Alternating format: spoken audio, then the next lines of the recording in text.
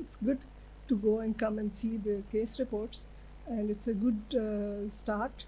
And I hope that next time we'll also have that. So we start off with something very renowned, Dr. Aslam Razak, um, and he has come all the way from UK to join us, and he will tell us about nightmare glaucoma cases, when not to do anything, because glaucoma is something that sometimes either we overdo it or it's underdone. So please, Dr. Good afternoon and assalamu alaikum to everybody. I just probably think it's going to be a starting from a quite a low morale thing to see how things and can go wrong and what to do and what not to do in many cases. So this case has been co-managed with myself and one of my colleague, Mr. Carl Whitaker, who's actually a consultant, glaucoma consultant. I do the job share currently with. So in the context of our UK practice, it's a bit of a nightmare, and it's a mind-blowing situation where you have lots of pressures on yourself, coming from different sort of whether it's a busy clinic or if you're making mistakes, high flow theaters or cost cutting and virtual clinics and electronic patient record. And all those things actually make it, a bit of a difficult scenario for you to actually give enough time to actually have actual planning before the surgery and actually consider all the pitfalls of anything you can happen. And many things are protocol driven, and you really don't have always the time. So this is a story of a 49-year-old woman who is full of life and going on with a family and kids. She presents in the clinic with intermittent aching of the right eye. Prescription isn't really overly hypermetropic, it's only 0.75 diopter, severe in both eyes. Mother had glaucoma, has history and good general health, no regular medication otherwise. So it's a really, fairly healthy, according to UK standard and probably our standard, young lady, we call it. So then when we assess her, so her pressure is like 22 in the right eye and 26 in the left eye. Shallowish ACs. AC depth is quite on the lower end. And on gonioscopy, we see is a like 360-degree eye coronary contact. She has a healthy disc and full visual fields. Axial length, again, short eyes, shorter size, 21 millimeter just over. And as usual, you go ahead and you think, okay, I'm going to probably open up the angles with the PI. So we did the YAG PI sequentially, fairly quickly. Sort of drainage angle morphology didn't change, so didn't really do anything as far as the angle of appearance is concerned, and ended up having quite a severe reaction in anterior uveitis in the left eye. Okay, so also can we maybe open up a little bit more? And we still kind of used to think a few years ago maybe organ laser iridoplasty will help a little bit, but the consequence was ended up having photophobia in that eye, had a bit of a mydriasis. And a few months later, the eye is quite in with the inflammation, but pressure is still around 30 in the right and 26 on the left eye. She's on 2 to 3 IP loading drops and really not tolerating acetazolamide and having problems. And she's really keen to have something done. And you think, okay, what can we do? Giving the options. She declined any observation with the maximum medical treatment or pilocarpine treatment.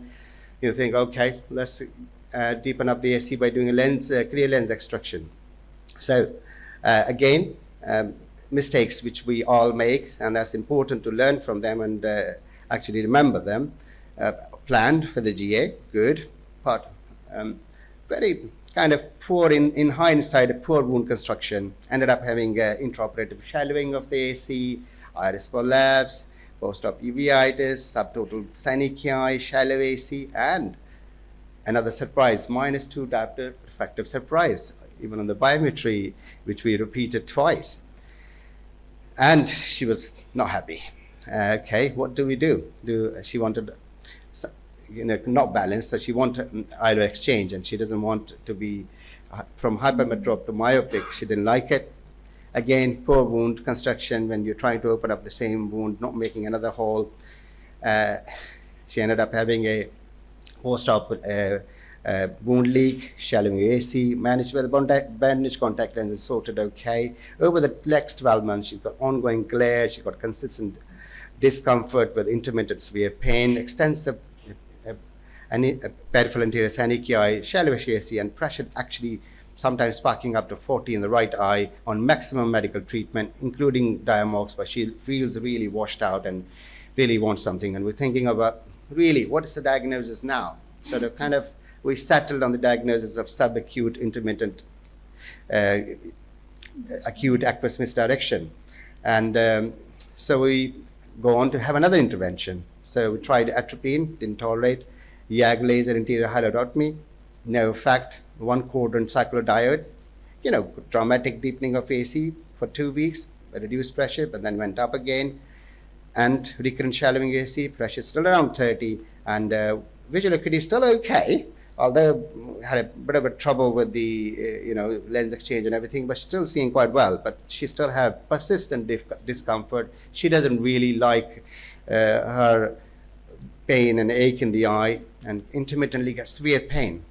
And we thought, okay, what to do next now? Where we go from here? So okay, had a down in Exeter, my VR colleagues here, some of what senior colleagues actually. So what can we do? We ended up having right eye pars plana vitrectomy, anterior hyalodectomy, zonulectomy, peripheral iridotomy, surgical iridectomy, iridotomy, and viscocanalotomy. Deeper AC, pressure down to 18, but still on Diamox, but she can't tolerate it. So okay, so real glaucoma surgeon. We come back to doing now what we need to do. So we do the trabeculectomy of the MMC. Actually, within 6 weeks, it really gone flat. Couldn't really do it. 2-3 months down the line, we repeated the trab. We ended up going slightly supranasal. Another trab failed. Pressure still high.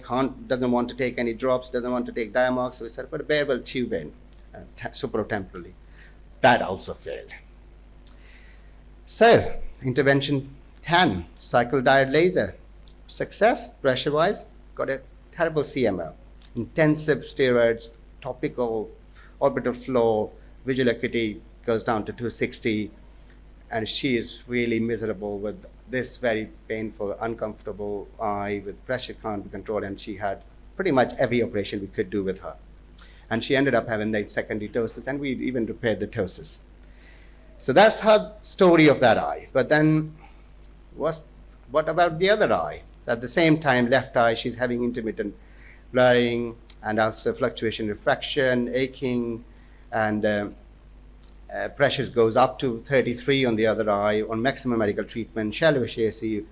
We're thinking what to do. She's also we think, okay, she got a primary angle closure with the spontaneous subacute aqueous misdirection, intolerant of atropine. So we decided to do as much less possible, but still need to do something. So clear lens extraction with pars plana approach, PI, and zonulectomy. And before we went anywhere, this time we decided actually just keeping her only monoprost and putting her on 1 day only in the evening, giving cyclopentolate only, and a bit of a topical steroid for a while. So now pretty much 6-8 years or overall, she is actually tolerating, and pressure is well controlled just with the posita-free, monoprost, posita-free, latanoprost, and monoprost along with cyclopentolate drops. She's managing quite well with some lubricants in her other eye and this eye off and on. And she's managing quite well. Every now and then she needs topical steroids, but didn't really do much in that eye.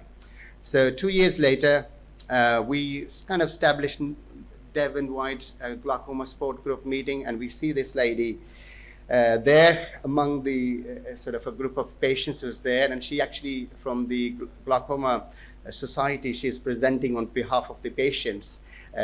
the journey or a nightmare journey of a glaucoma patient, what can go wrong. And me and my other colleague were both there to be showing them patients really what we can do to help the glaucoma patients, and she's there. And this is the kind of cycle of our story, that happy 50-year-old went from, full of life, went to anxious, tacky, quality of life gone down. She can't do the school pickup, she can't drive, she got a terrible glare, she got work problems, she couldn't do the job she was doing, her social circle went down, she went into a bit of a depression. And as things go from bad to worse, her husband left, she lost her job, her children left. So that's the person we saw that day, 2 years, 3 years down the line. So what's my point? Angle closure and aqueous misdirection can be a nightmare. So never forget what we do. It's a damn serious job. So we treat patients, not just eyes. When we get things wrong, consequences are beyond just poor vision. They just can't be just the poor vision and poor pressure control. All eyes are different. Don't think one eye behave this way, the other eye is going to behave the same, or one eye went perfectly okay with one way of your management, the other eye will do the same. No, unfortunately, every eye is different. As we learned in the cataract surgery, we learned in glaucoma as well. So the take-home message, recognize those eyes with a particular risk. Give them time, give yourself time to plan. And that's really is the sort of bottom low of the glaucoma cases, and hopefully from here on we will have all the upbeat cases where we can make a difference. But that's the realization of really how bad things can go. And sometimes we all happily present all the good outcomes and good cases, but we shy away from presenting the nightmares. Thank you very much. Thank you so much, Dr. Razak. That was really good, because you did absolutely right thing to know where things go wrong. Here we keep on telling what goes well, and the wrong things are never to be corrected.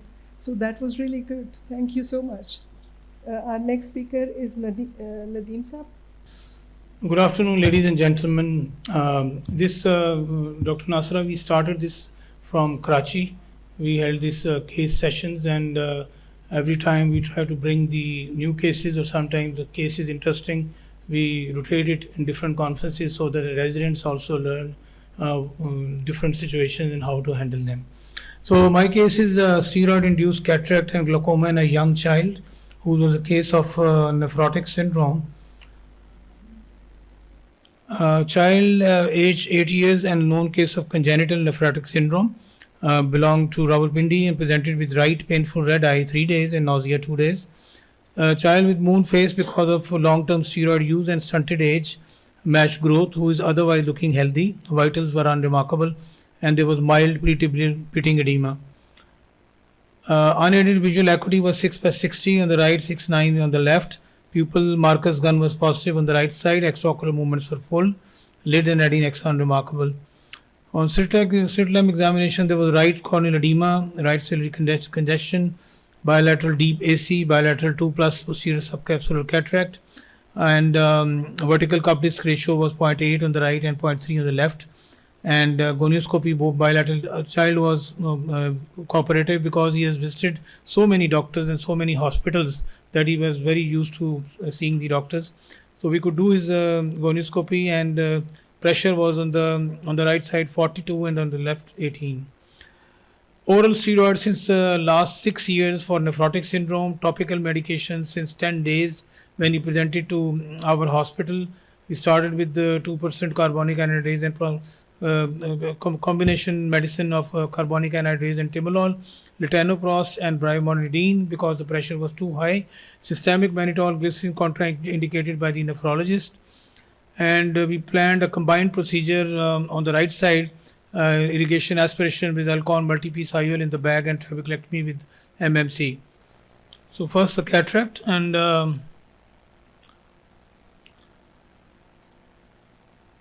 the moment the anterior chamber was found with the gel and started the CCC, and then there was a big tear in the anterior capsule. It ran out because Although we gave the mannitol, it was contraindicated. We couldn't give the mannitol, but the topical medications could not control the intraocular pressure that much.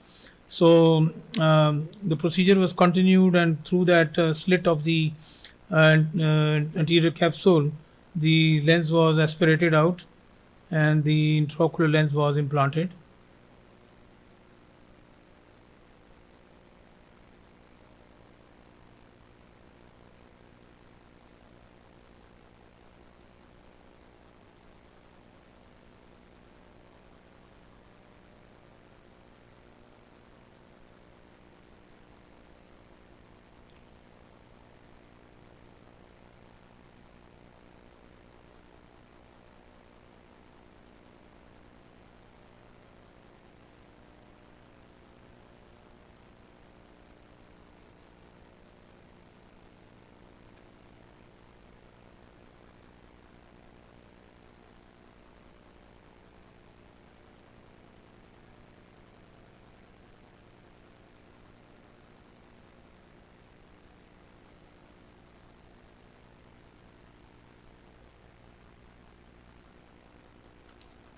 So the one step of the total procedure was completed, and then we also placed one suture over there because we had to do the trabeculectomy and we needed a depth of the anterior chamber.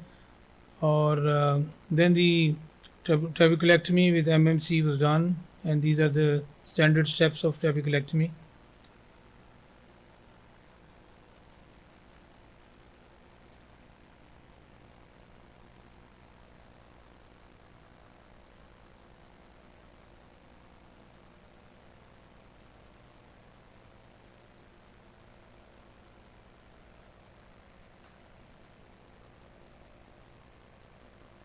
MMC.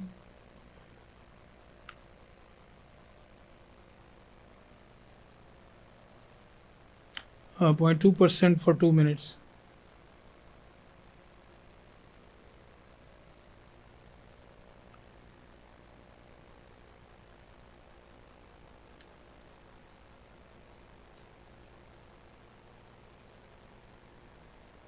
Thorough irrigation as part of the procedure.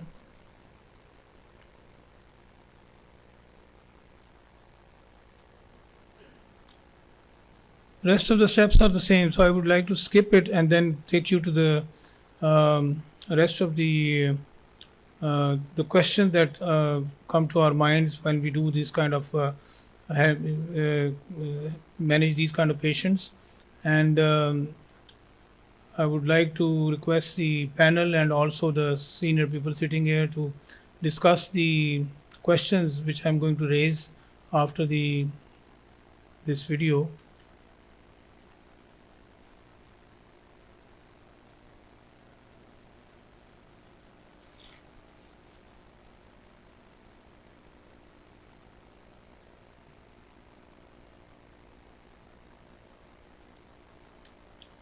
The closure is the standard. Subsequent clinical happenings were that IOP was controlled immediately after the right trabeculectomy and irrigation aspiration and IOL.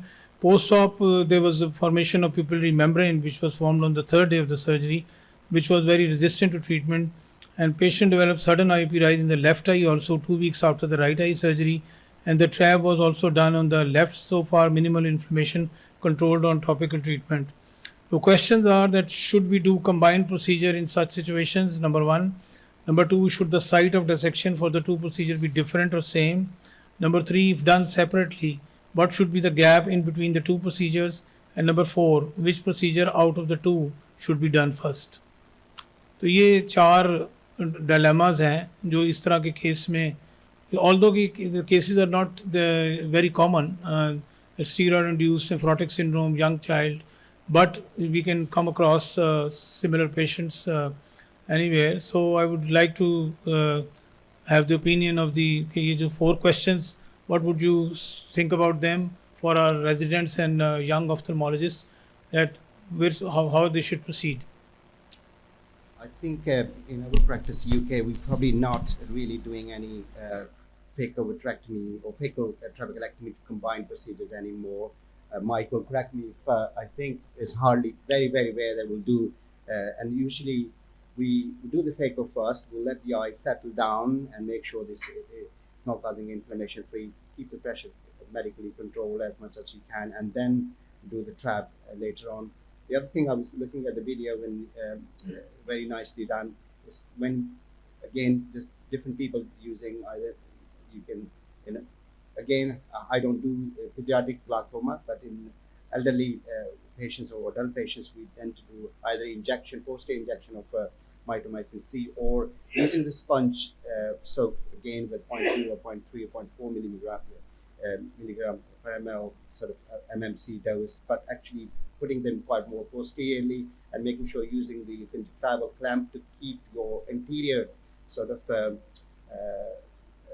wound away from mitomycin C as much as can, keep it dry so that you don't get a cystic anterior blab or leakage at the limbus in these situations. So essentially, question to one is two separate procedures, preferably, and phaco first and trab then.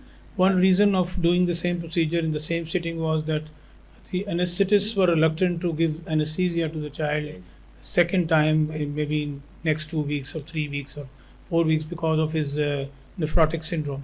So we've got experts over there on the back will be Yeah, ma'am. from the UK Yes. practice. Good afternoon. Welcome to Lahore and welcome to Pakistan.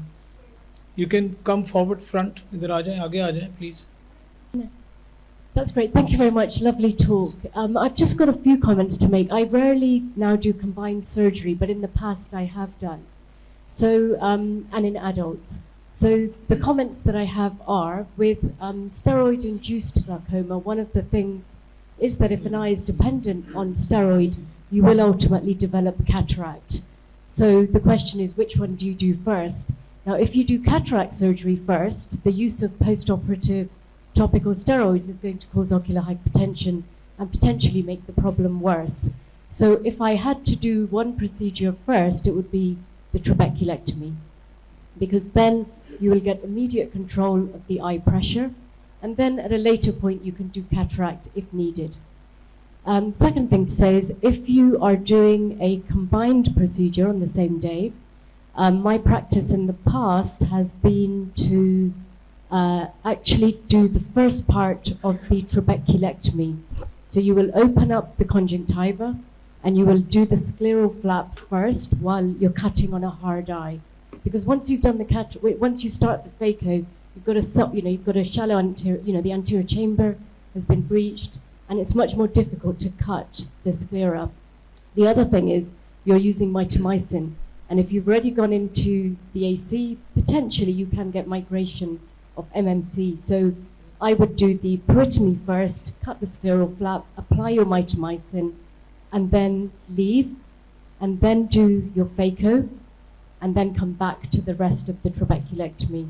I mean, the other thing to say with combined procedures is that when they're being done, and I've, as a fellow made the same errors, is people get a little bit excited, and often the cataract is complicated, and then your trabeculectomy is compromised.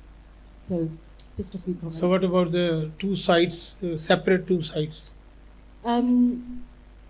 Because phaco trab is the same site you use for the phaco and the trabeculectomy, and using the two sites, would it be a beneficial thing? Or I don't tend to use the same site. I would do a clear corneal incision for the phaco, and then further back for your trabeculectomy, if that's what you're asking. any other comments? Meher, would you like to say something? Doing trabeculectomy in an 8-year-old child, I think the failure rate is pretty high. So I would think 3 times before I do the trab. Of course, you want to do the glaucoma surgery first, because that's the disease. I can take care of the cataract area stage. And going with the high pressure and doing this thing will happen what you experience. So I would seriously think about putting a valve in this child, control the pressure, and because giving general anesthesia is a problem here. So you want to do a procedure where you don't want to go again and do the same thing. So I'll just put a valve actually in this thing. I'll use mitomycin C with the valve, and just leave the child and check the pressure, once it's controlled. Maybe then I can do cataract 6 months, 1 year, whenever I think it's necessary. How do you use mitomycin with the valve? With the valve, I do the mitomycin C. We take a 0.1 mil of 0.2 milligram per mil, and we inject it through a limbal In the approach. conjunctiva. Yeah, where you are going to put it, and there's no agreeable way of using mitomycin C when you're putting a valve. Some people want to soak the plate in the mitomycin C for fabric, which I don't do it. I injected the bed, and I was looking at Because the valve is absolutely a different mechanism. yes. In trab, I also nowadays started injecting mitomycin C at the end of the procedure over Where? the plate. So there are various ways of doing, and no exact way how you use it. But in an 8-year-old child, I have to use mitomycin C because he's a high case of Fibrosis. fibrosis, and even my AGV is going to fail. That's what I'll do. The cataract.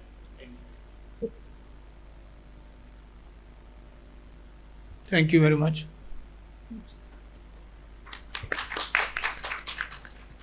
Thank you very much, Dr. Nadeem. This was really good, and we learned a lot about it with the discussion.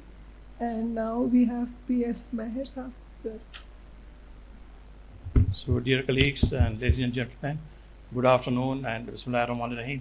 So, this is again a complex glaucoma case with decreased vision. And this is my disclosure statement. I have no financial interest or any other conflict of interest. So, this is a 34-year-old gentleman. He visited our glaucoma clinic in November 2023, and he complained of blurring of vision in his left eye for last 1 month. Now, his past ocular history is pretty interesting. He had a left eye trabeculectomy in 2017, a right eye trabeculectomy in 2018, left eye cataract surgery in 2021, and then because of uncontrolled pressure, he had an AGV in July 2021, which was put in the superior nasal quadrant, and then twice he went under diode laser. Drug history, currently that time he was using latanoprost drops at night time in his both eyes. So when we looked at his eyes, his right eye is 20/25 with the glasses, left eye 20/30 with the glasses. Pressure is 12 millimeter mercury in right eye and is still at 21 millimeters of mercury in the left eye. Gonioscopy, the right eye angle is open, but left eye is narrow and is on multiple areas of peripheral anterior side case. Right fundus showed cup disc ratio of 0.5 while it was totally cupped on the left side, and CCT was almost 498 on the right eye and 504 micron, slightly on thin side. And these are the photographs of his anterior segment. You can see his right eye, he has got a big surgical peripheral iridectomy. But look at the left eye, it can show you how many procedures this patient has gone through. Irregular dilated pupil, sphincter is not working, iris atrophy, big iridectomy, and if you look carefully here, there's a valve there which is non-functioning. So, Aslam, what should we do here? Okay, this is his OCT right eye, and that's the left eye, and this is macula normal. This is the visual field, and you can see very concentric on the left side. So we added combined timolol with dorzolamide. We used twice a day in his left eye, and we asked him to come back at 1 month's time. He was already using latanoprost. So when he came back, you can see his vision 20/30 with glasses, pressure is still 21 millimeters of mercury. So what we did was we tried to needle the AGV plate, which was put by some other surgeon on the inferior nasal quadrant. It did not work. So after 3 weeks, he comes back. This time his vision is 20/30 with glasses in the left eye, and intraocular pressure has gone up to 30 millimeters of mercury. The patient was counseled about compliance, and we rechecked his intraocular pressure after 1 week, and it was still raised at 32 millimeters of mercury on all full anti-glaucoma medicine. So now we advise him that we are going to do another ML glaucoma valve with mitomycin C under GA on his left eye. So left AGV was performed with MFC on 27th of December, and we used mitomycin C, about 1 ml of that concentration in the superior temporal quadrant. Post-op follow-up, IOP on first day came down to 10 millimeters of mercury and with no anti-glaucoma medicine. And the standard treatment, moxifloxacin drops, dexamethasone drops, and ointment at night time. 1 week afterwards, his vision has 20/40 port in the left eye and intraocular pressure 13 millimeters of mercury. So because once we know that the nature of the aqueous changes, get plasmoid, and it has got tendency to occlude the lumen of the tubes. So it's always good to put them on aqueous suppressant. So here we advise dorzolamide combined with timolol, and we continue his other medicines. 7 months after surgery, patient complained of progressive decrease in his vision in left eye for 1 month. And now you can see 20/25 with glasses in the right eye, but left eye has gone down to 20/100. But the intraocular pressure is still normal, 12 millimeters of mercury. It means our valve is working. And that is the photograph. You can see the valve. So if anybody's guess what is happening here, why he is complaining of poor vision.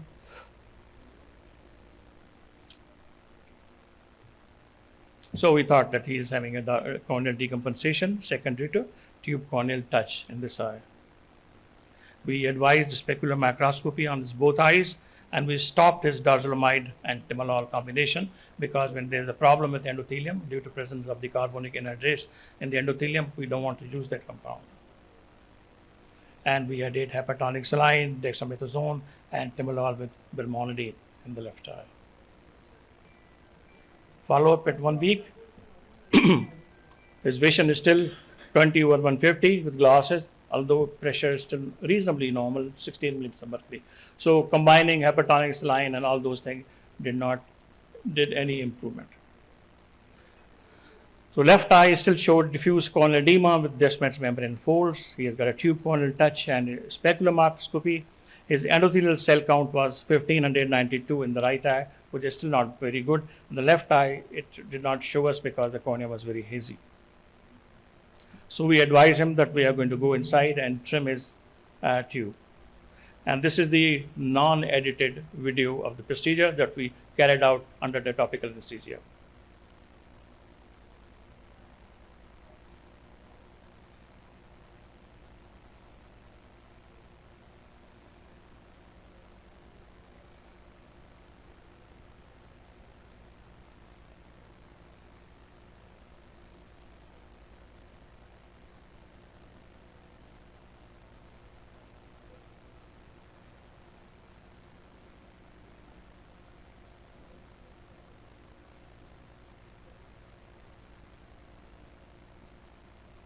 Just putting a viscoelastic to coat my endothelium and also move the tube away from it.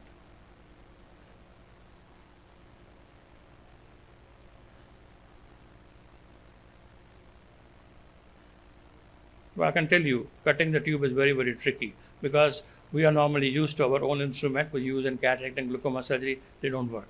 So these are the vitrectomy scissors and vitrectomy forceps, because they've got a long ends, and that's what you do.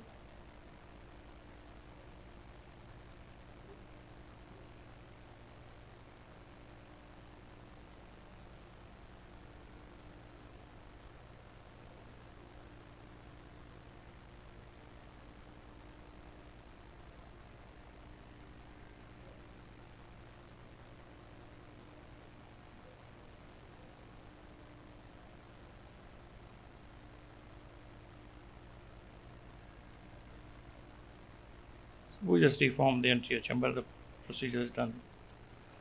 So this is the photograph post AGV trimming.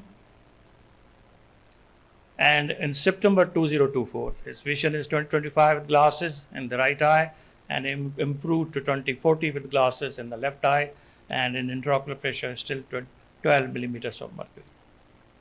And this treatment, benzalone acetate drops, hypertonic saline, we continue it, and some gel at night time, and he's using latanoprost in the right eye. And his last follow-up with us is in November 2024, which is just last month, and you can see his right eye is 20/25 glasses, 20/40 glasses left eye, and pressure 12 is fine with the latanoprost, while 14 millimeter mercury in the left eye. So he's using latanoprost, and his left eye he's still using timolol and brimonidine combination. So what are the indications of putting tube? Neovascular glaucoma, PKP with secondary glaucoma, retinal detachment surgery with glaucoma, iridocorneal endothelial syndrome, traumatic glaucoma, uveitic glaucoma, and then open angle glaucoma with failed trabeculectomy, and then refractory infantile glaucomas. Now, the surgery is not without its also set of problems. We get hypotony, aphema, excessive drainage, bleb encapsulation, hypertensive phase. So if you are hanging around for tomorrow, I'm going to show you how we deal with the bleb encapsulation and AGV, and then malposition, corneal decompensation that my patient had, and that's what we treated. Tube erosion and endophthalmitis we see from time to time, although not very common, tube blockage and tube retraction. And last thing is that because of the fibrosis, the tube fails. Double vision has also been seen in these patients, especially when you put the tube on the superior nasal quadrant because it impinges on the superior oblique muscle. That's the reason we prefer to do it on the superior temporal quadrant. And if there's too much fibrosis, then we go even down and do the inferior temporal quadrant. So the key points to note is that AGV tube-related complication, tube cornea touch is a significant complication that can lead to corneal decompensation and decreased vision. Timely surgical intervention is essential in preventing further visual impairment. You need to have a multimodal treatment. The patient's treatment regime was adjusted multiple times, including the addition of combination glaucoma medication and the use of anti-inflammatory and hypertonic saline to manage the corneal decompensation. And then very important is follow-up and monitoring. A regular follow-up was crucial in assessing the IOP and visual outcome. The patient's IOP was well controlled at the final follow-up and his best corrected visual acuity remained stable. So the conclusion, this case highlights the importance of close monitoring of and timely intervention and individualized treatment in managing complex glaucoma cases, especially when complications like tube corneal touch arise. Continued care and follow-up are necessary to ensure long-term success in maintaining both IOP control and visual acuity in certain cases. Thank you very much for listening to me. This is the video that I took on the Karachi beach just a couple of weeks ago, so you can think about it that you are in Karachi. Thank you. Thank you.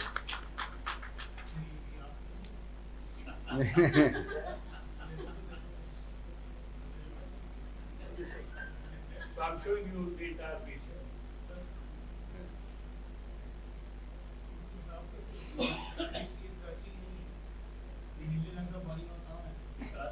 है कुछ जगहों पे है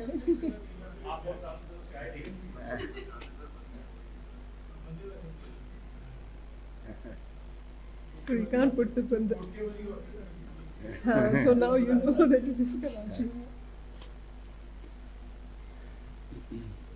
So, very quick question. Do you ever attempt to remove or cut or trim off the previous tube? Because anything in the AC, whether it's a AGB or Paul or whichever tube, or even the pressure flow, anything foreign in there into your chamber is causing a degree of endothelial cell loss. Apart from the endothelium itself, it's very tricky procedure. Because when I was doing it first time, and I said the instrumentation, I had no idea which instrument to use. And I looked at the videos on the YouTube, what indication what to use. So I did these studies.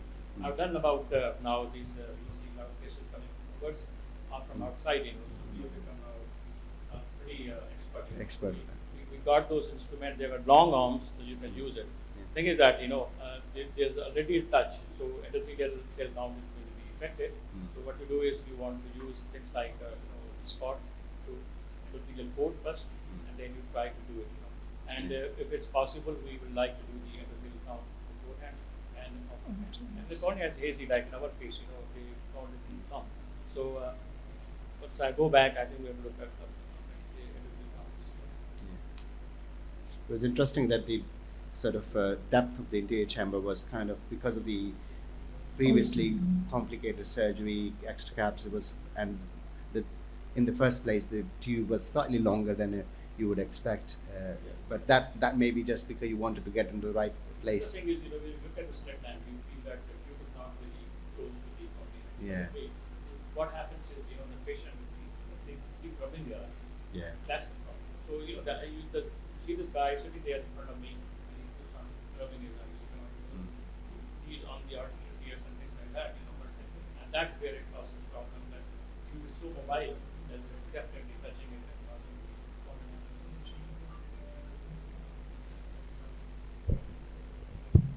the surgery was very elegant. I think your point is a good one, that we should try and maybe look at trimming the other tube if need be to minimize any endothelial problems.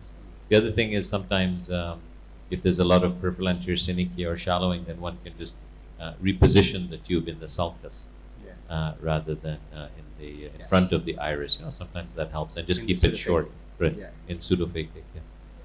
So when the pupil is small, especially in pseudophakic patient, we try to put it under the iris. Here the pupil is mid-dilated. So if you put under the iris, there's not much iris left. So it's going to come, and we will not sure how it's going to function there and how that position will be affected later on.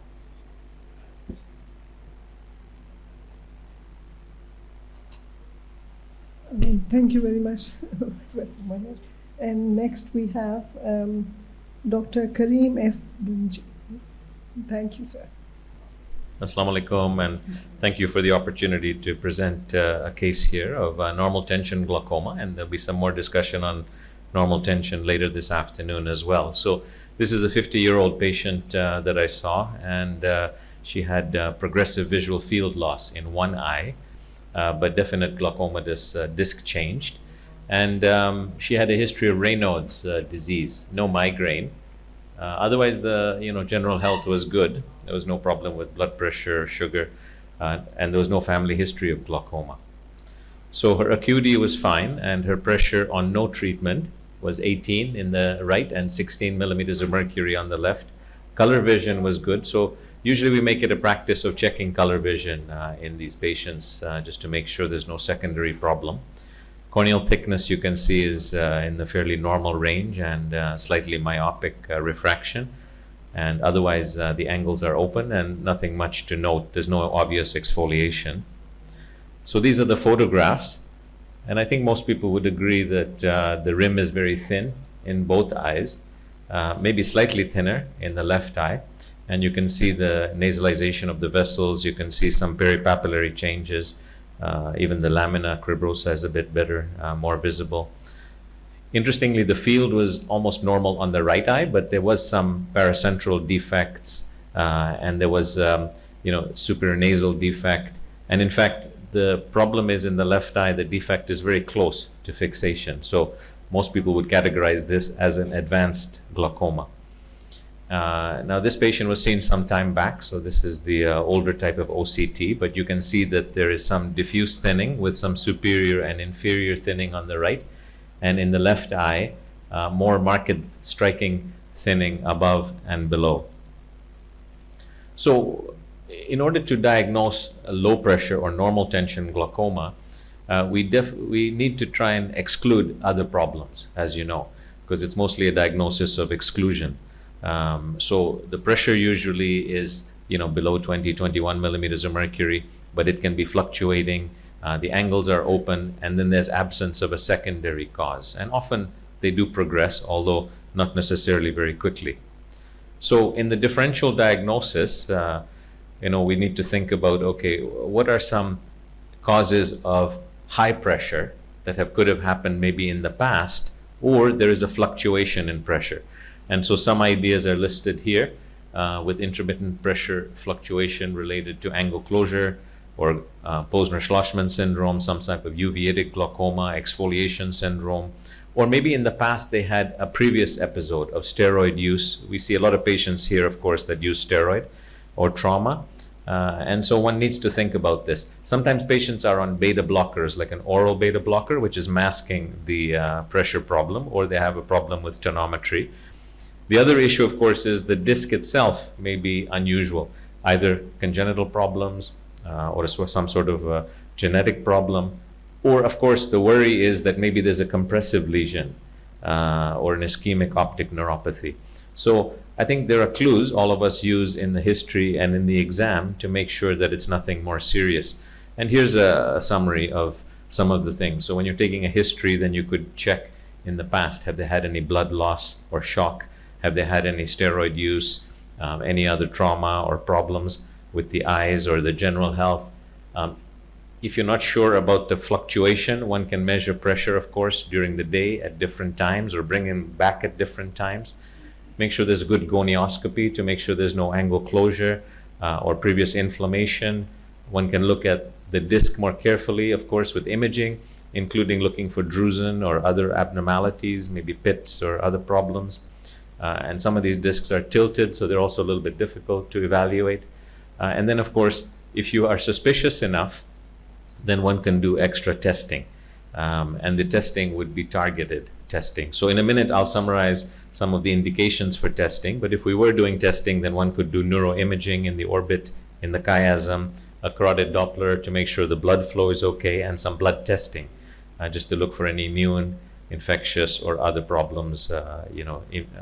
So here's some red flags. So when you're seeing these patients, if the age is younger than expected, so often these patients with normal tension are over age 50 or 45, 50. But if they are very young, 30 years old or so, then one should be thinking more critically about a secondary cause. Or if they have neurological symptoms, not a migraine headache, of course, but some other neurological symptoms, or if their central vision on testing is going down. That's a bit unusual for glaucoma. Most of the time, as you know, it's peripheral. If there's a color vision problem, particularly red-green on Ishihara, that can be an indicator of some neurological problem, neuroophthalmic problem. If there's a pallor of the rim, so the remaining rim looks pink normally, even in normal tension. So if it's pale, then of course that's worry. Or if there's a lot of asymmetry in the eyes, or if there's a lack of correlation in the visual field and in the disc. So particularly, of course, if there's a vertical step, then that would be an indication. So most of the time, these patients are bilateral, they're progressive. Depending on the studies that you look at, this can be 30% of the population. And in Japan, it's even the majority of the population, depending on the study, that has normal tension glaucoma. So in these patients, one needs to think about, okay, how are we going to manage it? Is it just a pressure problem? And of course, one of the first studies that informed our understanding was a long time ago, because people were wondering, does pressure contribute? And this collaborative normal tension glaucoma study, which was initially published in the 1990s, did show that if you lower the pressure by about 30% at least, that there is some slowing of the visual field progression. But remember, these patients already had some progression to begin with, so it wasn't a great study from that perspective. The medications or laser treatment algorithm was actually a very old algorithm. And even if you treated these patients, some still got worse. And if you didn't treat them, they sometimes did not progress after the initial progression. So it's not purely a pressure disease. And the ones that were highest risk were patients who were female, who had a disc hemorrhage and a history of migraine. So I think that's an important profile to keep in mind. If you're seeing patients that are female, a little bit older, and have hemorrhage, on the disc or migraine, those are the ones that typically progress faster. And if you're going to treat people according to this study, then it should be those individuals that are female, migraine, and maybe have a family history. So what should one do in terms of the pressure-independent factors? So there could be a problem with blood flow or regulation, and one could do a 24-hour blood pressure monitoring to see, is there too much hypotension, especially nocturnal hypotension. One could do a CBC and some immune studies, if you like, just to make sure that there's no significant anemia or immune problem. Sometimes the intracranial pressure is the problem. And there's a problem with translaminar, pressure differential, not in the front, but in the back of the eye, and other genetic factors and so on. So it becomes tricky. Let's just go back to our case. The diurnal curve demonstrated a pressure of between 14 and 20 in the right eye and 12 and 18 on the left eye. And the peak pressures were in the morning. And then based on the degree of cupping and field change and so on, we said, okay, we want to try and get the pressure in the lower teens because they started in the upper teens. So we started some latanoprost. But even with latanoprost and pressures around 14 or 15, with little fluctuation, there was still some progression going on. So there was a new disc hemorrhage now on the right side. Things were getting worse. So what would one do? So I think, if you ask this question to this group, there would be differing answers probably, right? One would say, let's optimize the medical therapy. And there's some evidence in the literature that brimonidine, for example, can be neuroprotective. or carbonic anhydrase inhibitors can improve blood flow, so one may prefer those types of agents. But in any case, whatever you do, you could optimize the pressure control medically.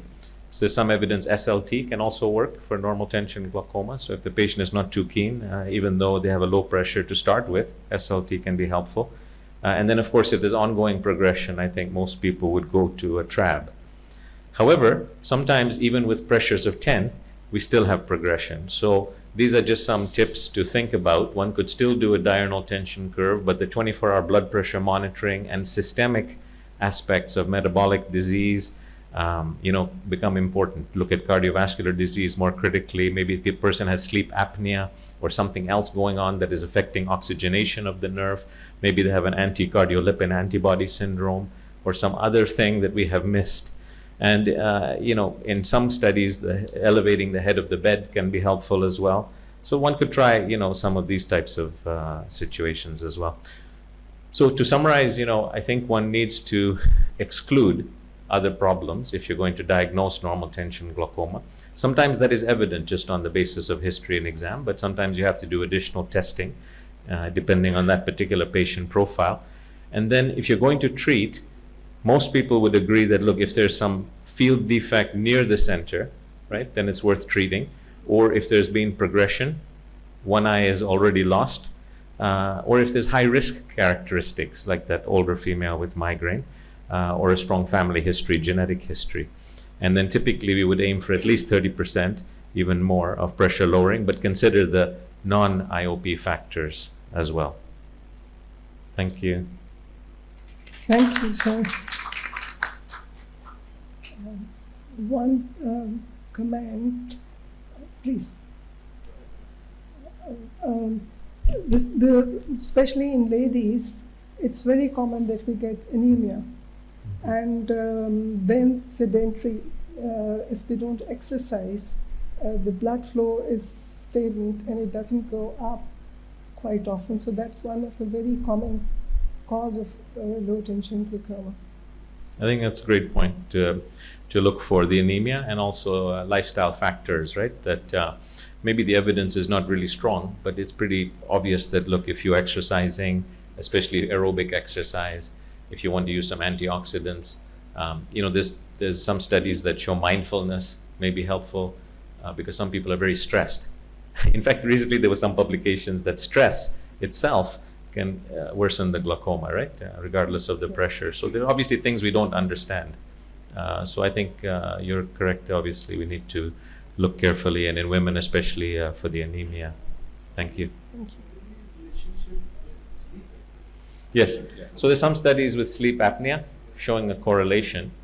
I think sleep apnea is underdiagnosed probably in Pakistan, especially obstructive sleep apnea, because people may have, the thick neck or obstruction.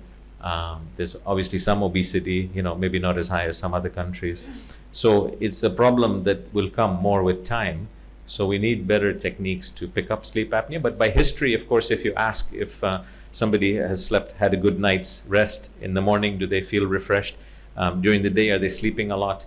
Some basic questions, or ask their partner about snoring, history, etc. Then one can at least start to get an idea.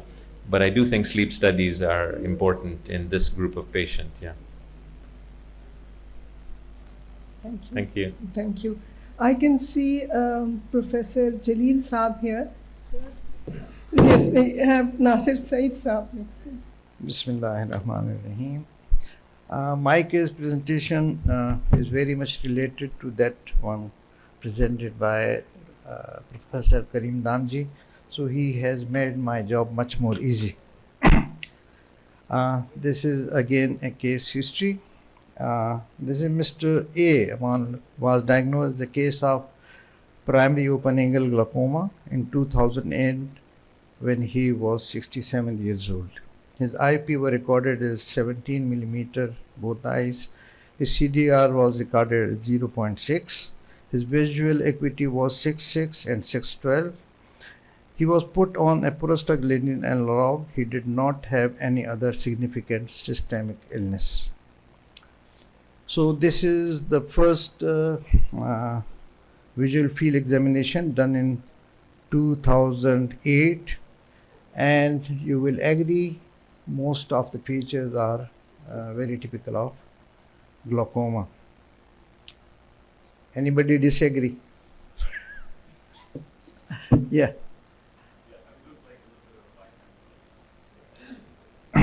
So at least it was presumed as a. So he was regularly followed. His intraocular pressure always remained recorded in the range of 10 to 13, and subsequent visual field examination showed further deterioration of visual fields. So this is what happened in 2009, an year later. He was regarded as a case of normal tension glaucoma, and a dorzolamide temolol combination was added to further reduce the intraocular pressure and also to have some neuroprotection. As he was closely followed, his intraocular pressure always recorded in the range of 10 to 12 millimeter, except for a couple of occasions when it was in 13 to 15 range.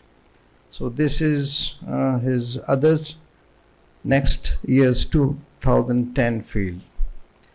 He was also put on memantine 15 milligram, assuming to provide some neural protection. He proved to be a very compliant patient. His follow-up showed further deterioration of visual field, and he continued to lose vision in his left eye. So actually, as Damji Saab said, it was more like a temporal bitemporal field.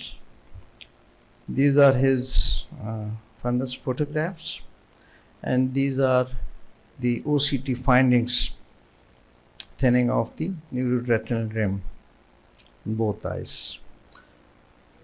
In fact, what should have been done at that time, because they reduced the pressure with 3 drugs and also put him on memantine, and actually he didn't have any other like hypertension or diabetes. So these are his furthers. After looking at the fields in OCT, he was then advised and to have an MRI brain in September 2015, which he got done in April 2016. Report showed pituitary tumor compressing on optic chiasma. He was operated in June 2016 and tumor was removed. Unfortunately, he continued to lose vision. Even then, despite of all treatment, no tumor anymore, and he became a very depressed man, and then he never got another field or examination. So at last, we are still on combination anti-glaucoma medication, IUP 10 millimeter. This was the last. Now he's unfortunately has left for the other world. So in fact, the purpose of this case was this a simple case of pituitary tumor compressing on optic chiasma, or pituitary tumor compressing on optic chiasma superimposed on normal tension glaucoma? Because even after removal of his pituitary tumor, and initially, so this is something a dilemma case, and although we cannot treat him anymore, but still we can discuss to prevent.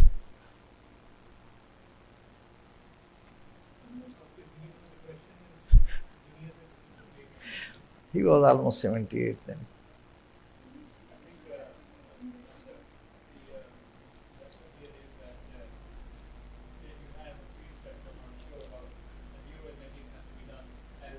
Good, yes. I got several cases of patients, referred to us with glaucoma, which I've shown in various meetings. And using one medicine, 2 medicine, 3 medicine, pressure 10, but they're losing vision. And we don't spend time on these patients. You ask them, do you have any headaches? Especially our ladies who come from the leg side, they are not very clear and crisp about getting their problems. You get the scan and they will say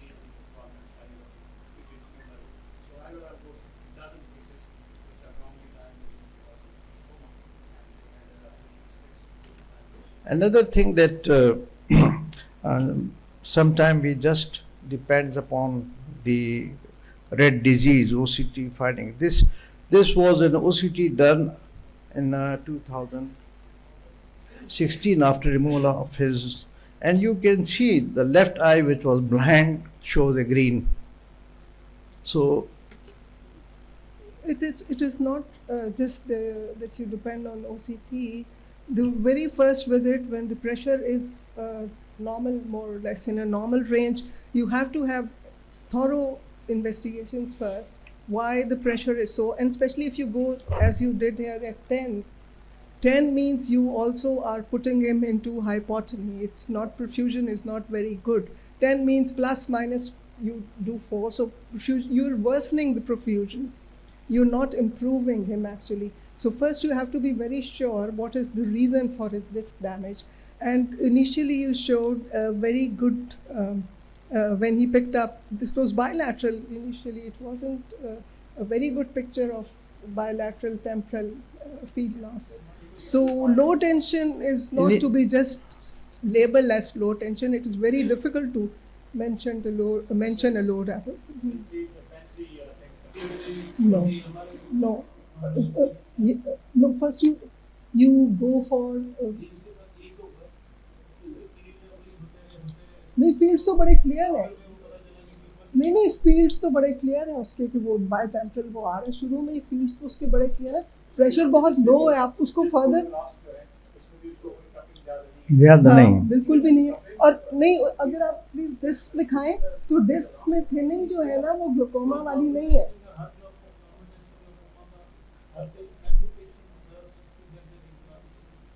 yes almost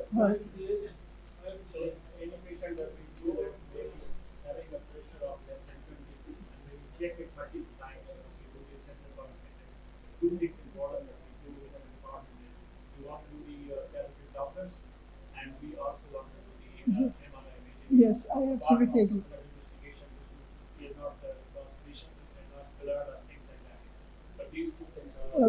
The शुरू में yes, it's very essential.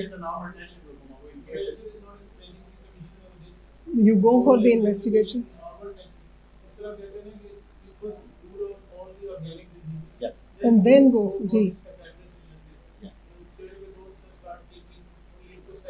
No.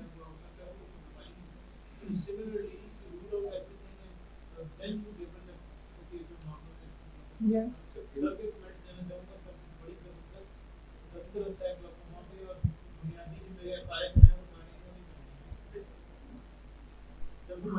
Mike. I hope there's no neurosurgeon. Yes.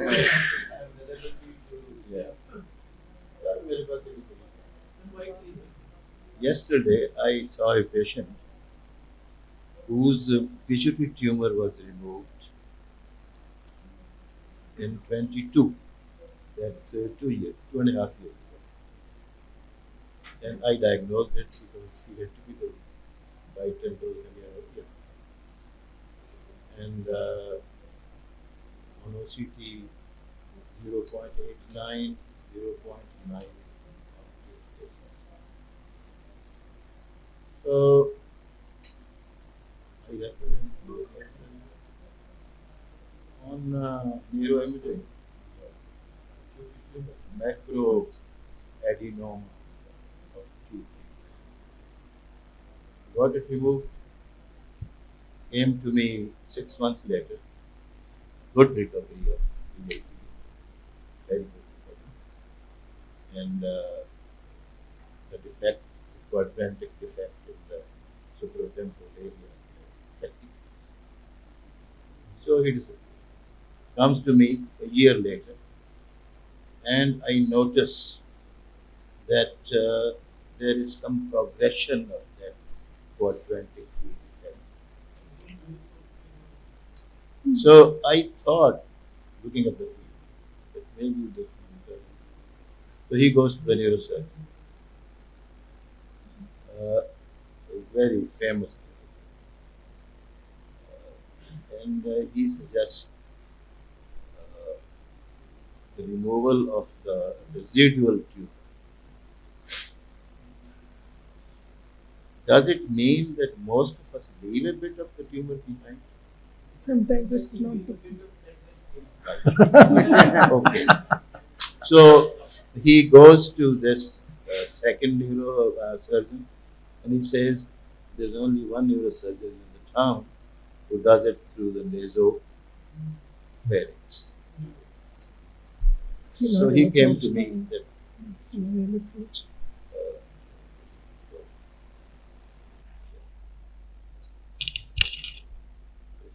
So another thing, a point here, this man has gone through all the very good ophthalmologists who has, some of them were practicing glaucoma. So it means it can deceive anybody. It doesn't mean anything. What my message was that we have to see the patient in total, and we have to reconsider our diagnosis again and again. We should challenge everybody. The moment we see a big doctor has seen somebody and made a diagnosis, all our mental faculties fail and we just start following them. So this happened in this case, that everybody looking at the other chit was then following him this same way.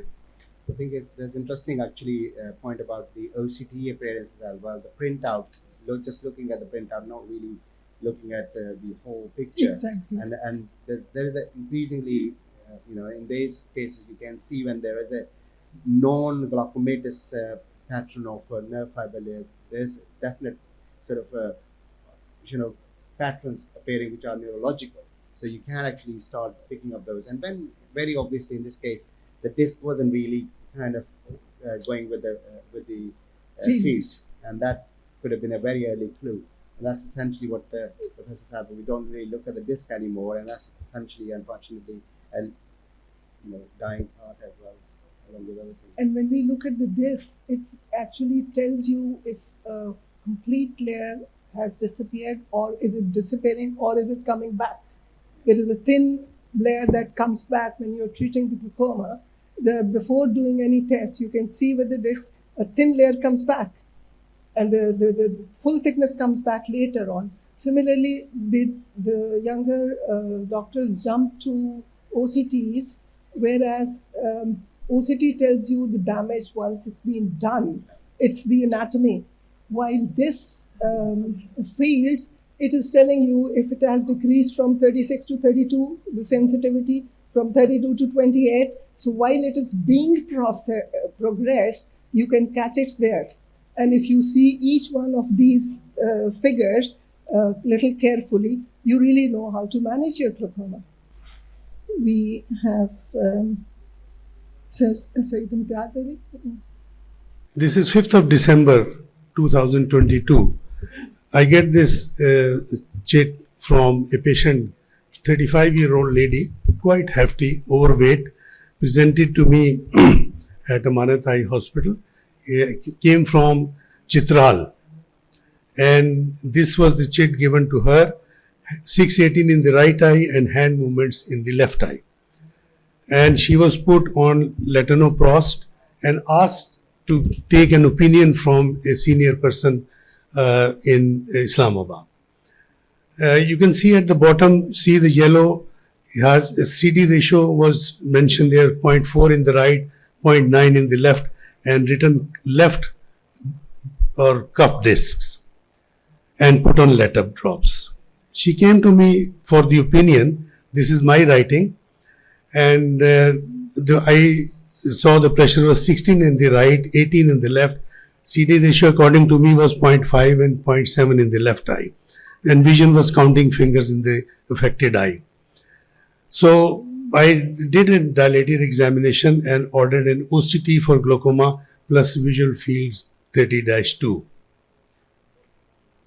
And as we were just discussing about the OCT, look at the OCT. Red flags, yellow, there is only one green quadrant there. See the left disc on the OCT printout. It is You see, it's considering the last discussions, it is very important for the juniors to differentiate between a pallor of the disc and a cupping of the disc. They are two different things. And here, when you look at this printout straight away, it looks like, yes, it could be glaucoma. But she was overweight, she was not married, and I was thinking something else. And look at the CCT, even CCT is 480.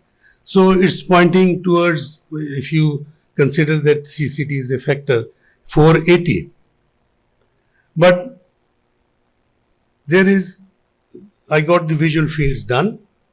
This is the left eye and this is the right eye. So this is exactly what Nasir saw there. No, but this is very clear because from the word go, I was suspecting that this is not glaucoma, or if it is glaucoma, but there is something else going on. So I asked for a glaucoma. I gave the diagnosis glaucoma oblique optic disc pallor. I didn't write cupping. I did write because neurosurgeon was going to see it. Visual fields show bitemporal visual field defects. This is the guidance that I gave to the radiologist.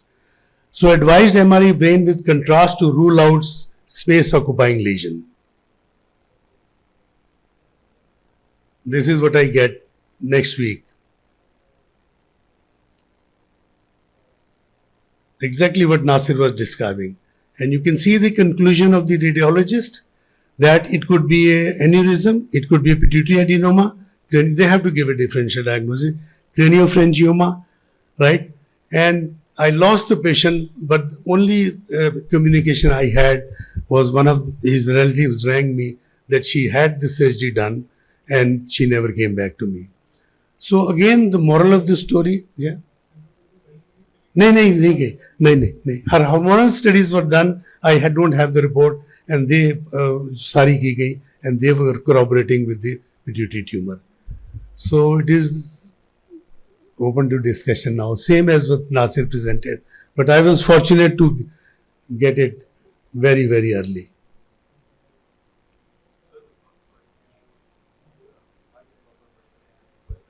नहीं मैं वही तो कह रहा हूँ ना, but glaucoma exist कर सकता है ना, दोनों चीजें हो सकती है ना. यही मैं वॉर्न आपको कर रहा हूँ ना कि it is not just pituitary tumour. आपने उसको, ये तो मेरा पहला आप टॉपिक ही देखे ना कि कैन को एग्जिस्ट. नहीं मेरा नहीं था, जब मैंने चेक किया तो 16 और 17 था, जबकि वो लेटोनोप्रॉस डाल रही थी.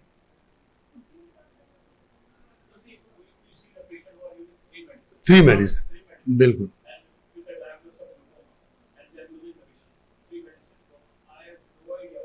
Which one is working and which is not. Yeah.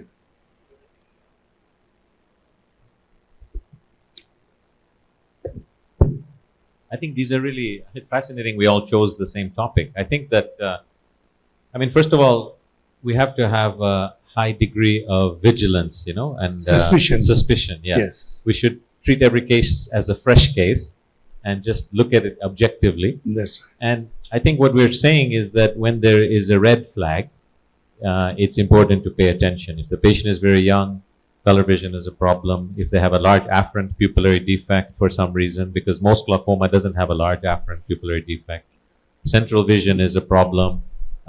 If we see the vertical, issue on the visual field, because most times you don't get absolute scotomas that cross the visual axis early in glaucoma, the central vertical. So if you're seeing absolute scotomas and they respect the midline, even in some areas of the field, it's still a worry. And then, of course, the pallor of the rim, all of these things. And then if the structure function does not fit, like in the case, last case, there was a beautiful example of a disc that still looked fairly good. Yeah.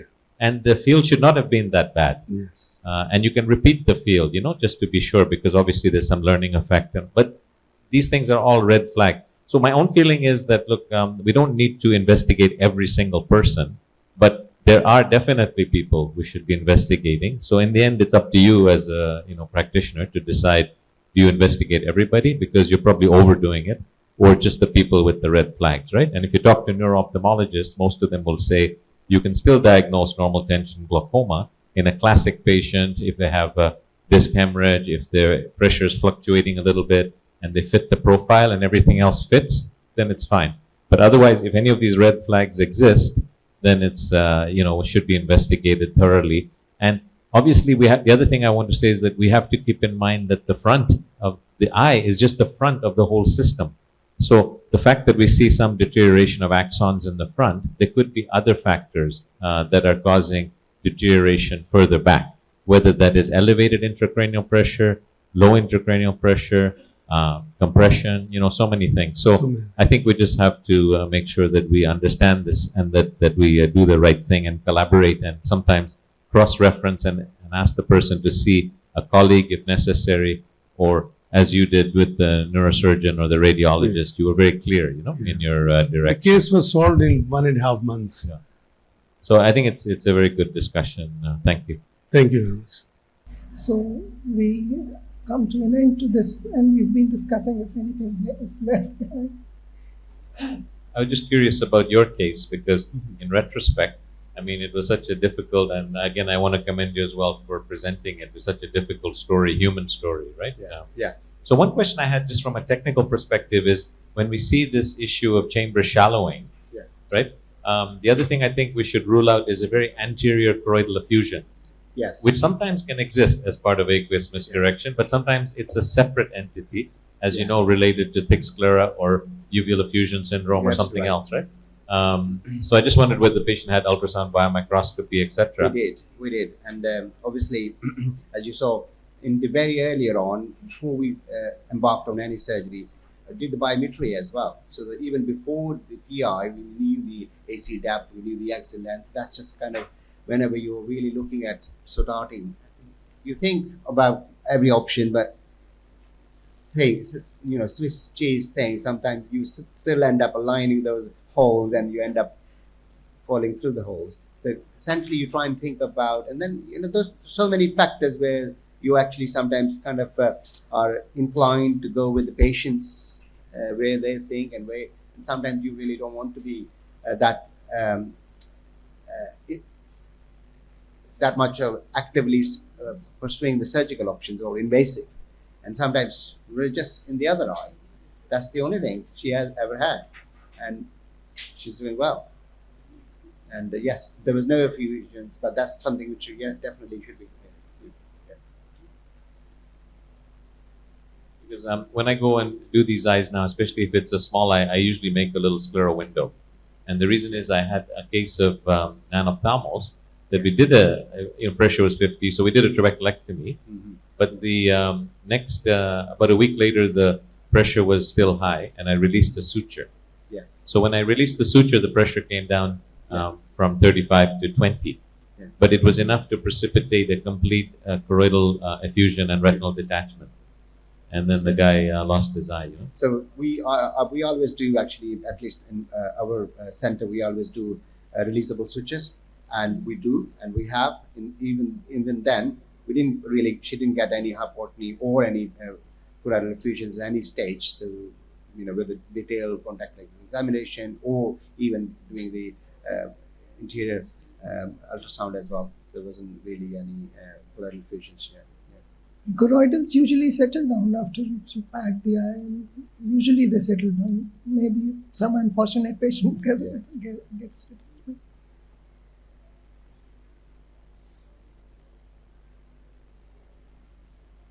So let's call it a day then.